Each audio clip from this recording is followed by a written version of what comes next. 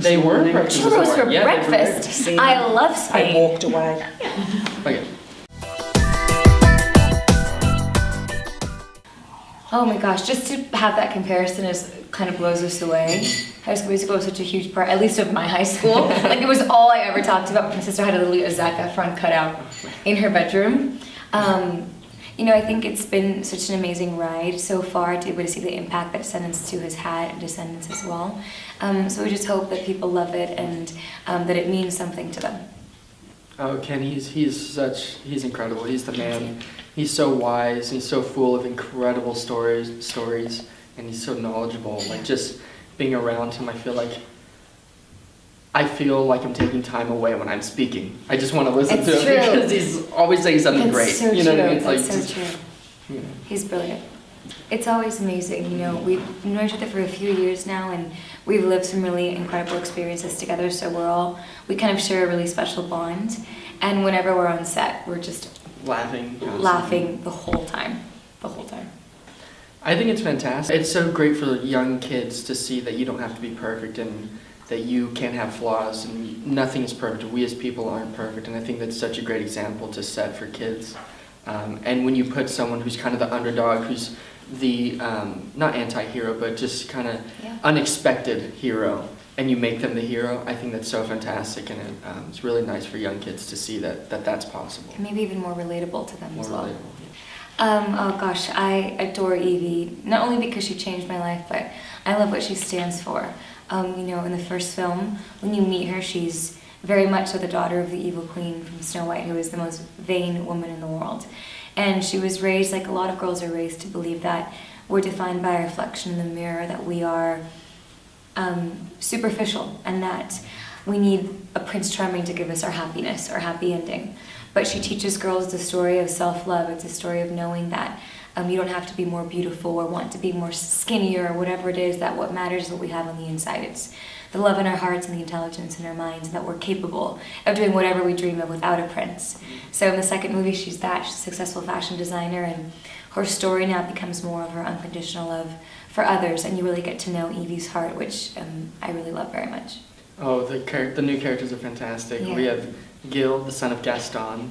Harry, who's hysterical. Who's fantastic. He's hysterical. Harry Hook, the son of Captain Hook, who's very evil. Very evil. Which is perfect. Yeah. And Uma, the daughter of Ursula. And honestly, they just, as soon as the new cast came to set, they really gelled with everybody. Yeah. And I think they really bring something to the table. And it's interesting because in the movie, like watching the movie, they're so similar to how we were in the first film. And it's kind of an interesting play on that and how people evolve and come to be, I guess. And it's cool because in this film, because of those characters, it takes us to the Isle of the Lost, which is something new also. And it's something new for everyone to see. Even for us, filming in the Isle of the Lost for the majority of the film was fantastic. Amazing. A lot, I feel like for Evie, it was her biggest fear to go back to that. I think we were all really scared to go back to the Isle, but we decided to risk it all for our love for our best friend, Mal, to save her.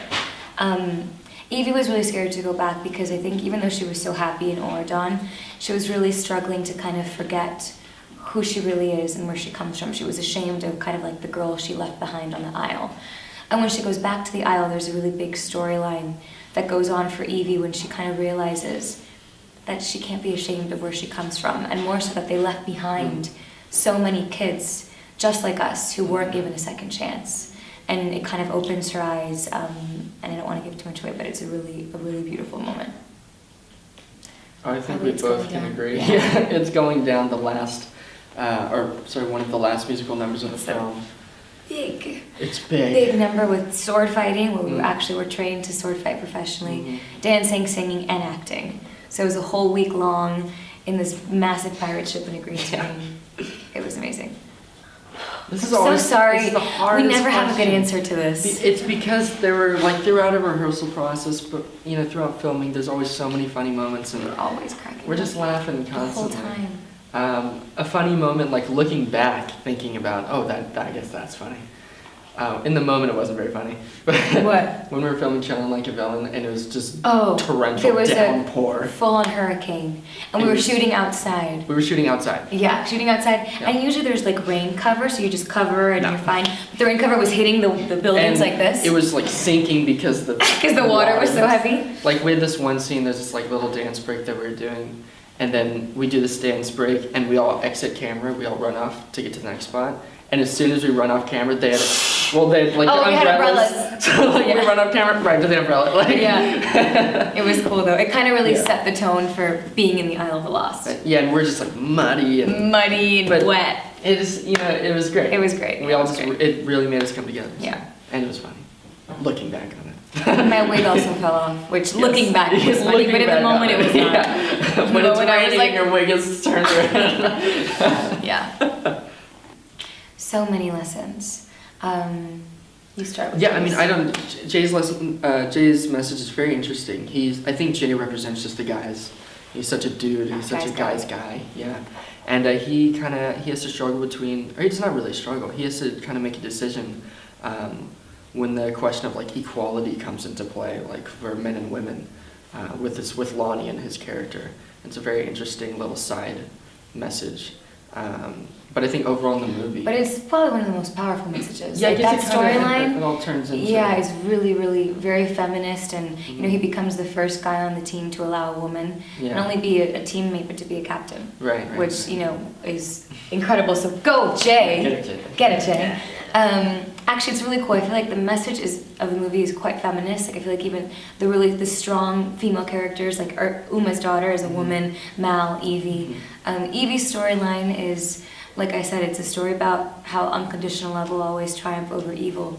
And I think also the greatest message that we all relate to the most is, you know, the VKs, like you guys said, we're not the typical protagonist. We're flawed.